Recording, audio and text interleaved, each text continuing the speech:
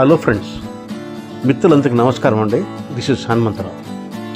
టమాటాలు పండించే పద్ధతిలో ఈ రైతు వాడినటువంటి టెక్నిక్ నాకు చాలా బాగా నచ్చింది.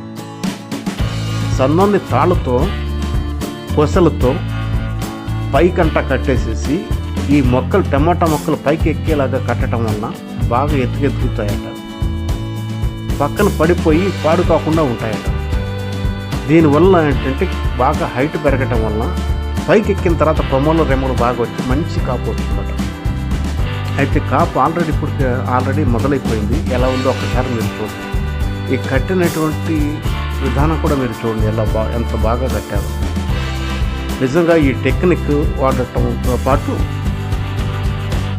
లిక్విడ్ ఫర్టిలైజర్స్ స్వయంగా తయారు చేసి పైపు ద్వారా అందజేస్తున్నారు. ఈ పద్ధతి అయితే నాకు చాలా బాగా నచ్చింది. ఒకసారి మీరు కూడా ఈ పద్ధతినంతా చూడండి. ఈ కట్టే విధానం కానీ, లైన్ గేటింగ్ కానీ, ఇప్పుడు కాపుకు రెడీ అవుతున్నటువంటి కాయలు కానీ ఒకసారి మీరు గమనించండి. ఆల్రెడీ మొదలైపోయింది కాపు. ఇప్పుడిప్పుడే ఇంకా మొక్క ఎదగాలి, ఇంకా కాపు తయారు. దానికి తగినటువంటి లిక్విడ్ స్వయంగా తయారు చేసినట్టు లిక్విడ్ ఫర్టిలైజర్స్ ఇప్పుడు గమనించండి ఒకసారి. ఇవన్నీ పైపుల ద్వారా పంపించేసి డ్రిప్ సిస్టంతో రైతు సాగు చేస్తున్నారు.